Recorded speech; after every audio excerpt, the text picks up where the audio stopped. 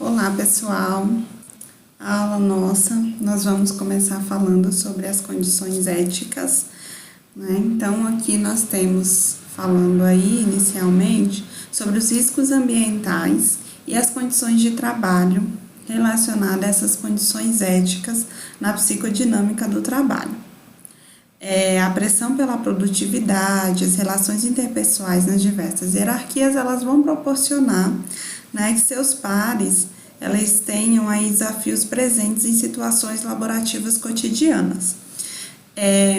Para que este trabalho ele seja prazeroso e gerador de gratificações, muitas vezes há de se deparar com esse limite delicado e tênue do desencadeamento do sofrimento no trabalho, que vão trazer questões éticas e desafiadoras, bioéticas de grande e desafios, na verdade, bioéticos de grande relevância. Os principais fatores psicossociais do trabalho, conforme leve e atualizado aí pelo Lexa, eles são, primeiro, no conteúdo, né, do trabalho, então, que está relacionado à condição das tarefas, carga, ritmo de trabalho, horário de trabalho, participação e controle, deverão ser avaliados aí nesses principais fatores psicossociais.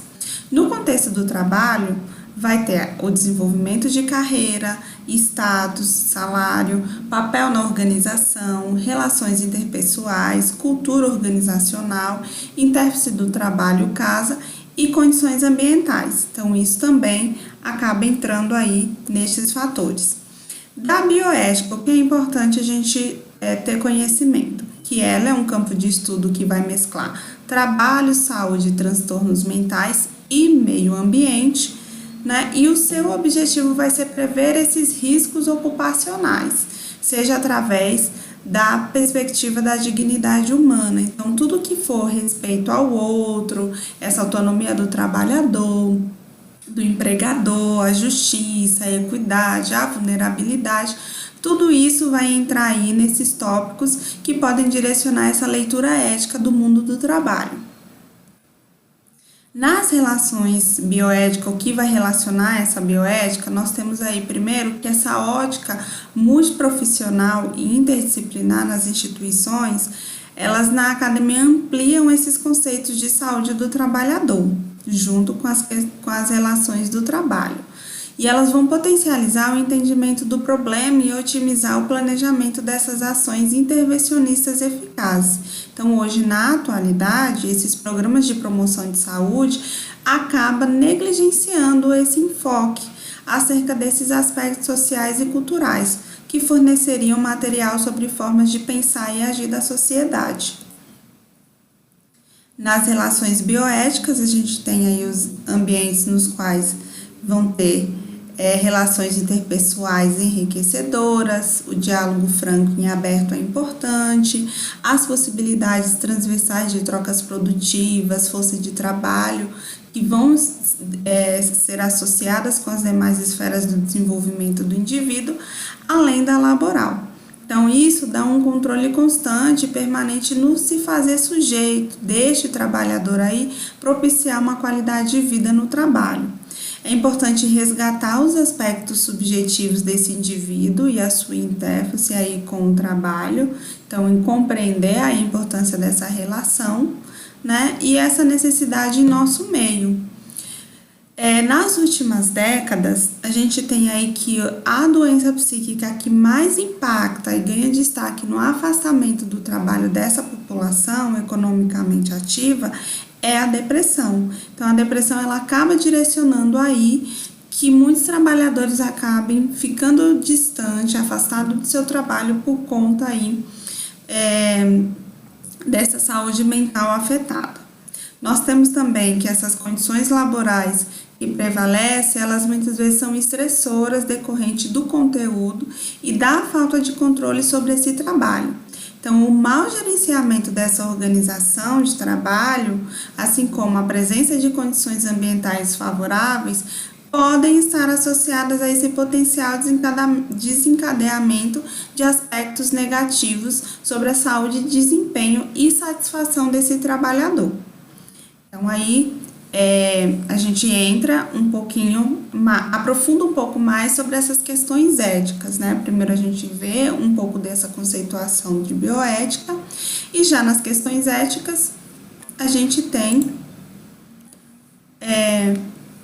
os exames demissionais obrigatórios, a não livre escolha do profissional da saúde que o examinará. Isso faz um pouco, acaba sendo um descumprimento dessas questões éticas, porque a realização desse monitoramento biológico aí acaba expondo a perversas relações interpessoais, tanto de autoritarismo no trabalho, como de algumas questões éticas no mundo deste trabalho. Às vezes eu tenho um exame admissional para fazer e chega lá, essa empresa já é contratada pela empresa a qual eu vou prestar o serviço, e essa empresa muitas vezes acaba não me fornecendo possibilidades de um exame mais qualificado, mais adequado. É apenas um exame muito rápido, simples e bem objetivo, só para documentar que está cumprindo uma norma ética. Para de contratar, eu preciso fazer este exame. Outros exemplos que a gente pode ter vão ser relacionados à autonomia do trabalhador, o respeito às diferenças no mundo do trabalho, né? Então, as condições de gênero, condições sociais, elas podem afetar que entra nesse aspecto da vulnerabilidade das relações interpessoais e hierárquicas no trabalho, e também questões trabalhistas relacionadas com a justiça também. A ética e a moral, elas vão ser utilizadas como sinônimos de 3 áreas distintas. Então, o primeiro vai ser como questionamento, né, de conceitos, de valor, de condições de ação, né, sobre o questionamento das escolhas. A próxima alternativa como sistematização, então eu vou sistematizar essas teorias, essas diversas escolas e como esses conjuntos de normas eles devem ser realizados, e como prática no processo de deliberar informações, dar decisões e de atitude subjacente tanto à ação quanto à própria ação. No Brasil, por força de lei, existe a necessidade de avaliações de saúde na área ocupacional, que vai ser focado na repercussão da saúde de exposição aos riscos ocupacionais. Então, hoje a gente tem aí, nos serviços, tem que ter a saúde ocupacional instituído nas empresas. O investimento nessa saúde dos trabalhadores, ela vive ainda nesse cenário uma constante contradição, porque a necessidade desses trabalhadores saudáveis para produzir, né, versus o pouco de investimento na promoção e proteção de saúde desses trabalhadores, eles seguem um pouco restrito na legislação. Então, a legislação não detalha que precisa constantemente ter uma promoção e proteção, mas ela exige que tenha que ter, né, uma avaliação dessa área ocupacional de quais riscos são mais frequentes dentro da empresa. O outro campo a ser assinalado é o da alocação de recursos em saúde ocupacional, que consequentemente nos programas de promoção de saúde e prevenção de agravos depende muito da empresa qual seria essa relação. Né? Então, a dignidade desse trabalhador e os seus direitos, eles vão ficar sempre vinculados a uma leitura mais política da condição secundária de toda essa discussão bioética que a gente fez anteriormente e desses riscos relacionados à saúde.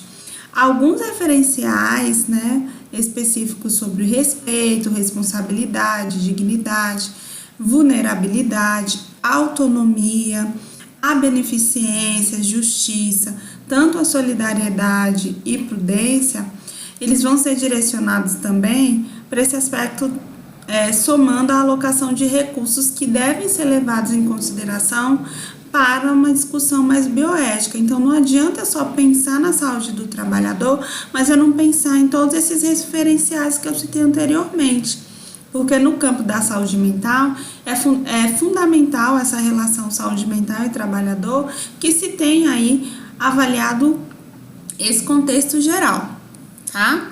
Então, aí, a Organização Mundial da Saúde, ela vai descrever, né, frequentemente esses estressores psicossociais nas condições do trabalho, vai determinar que a própria organização do trabalho, ela é uma geradora de conflitos né? Existem alguns determinantes na própria organização ali que vai gerar conflitos e, na medida disso, alguns vão se opor ao desejo do trabalhador e à realidade limitada do seu trabalho, e também a possibilidade de um descompasso entre a atividade prescrita e a atividade real. O que eu prescrevo não necessariamente vai ser executado na prática. Eu prescrevo porque existe uma ética, existe uma normativa que eu tenho que cumprir, mas não necessariamente eu vou fazer com que esse funcionário meu cumpra, né? E isso pode desencadear sofrimento mental a este profissional, a este trabalhador. E esse trabalhador, ele acaba sendo obrigado a transgredir essas normas que já estão pré-estabelecidas para realizar uma outra tarefa laboral que não está sendo comprometida, né? Então, por que existe muitas vezes a rigidez organizacional, né? Porque ela vai impedir que existam manifestações dessa atividade criativa desse trabalhador. Os aspectos eles sempre vão ser relacionados ao desencadeamento mais direcionado para uma intensa angústia. Não vai ser algo prazeroso, vai ser algo mais angustiante para esse trabalhador dentro dessa relação aí sujeito-trabalhador e organização de trabalho. E aí o capítulo 18 ele vai estar anexo também no sistema, para que vocês consigam também, quiser fazer um aprofundamento da leitura, que é o tema bioética, saúde mental e trabalho.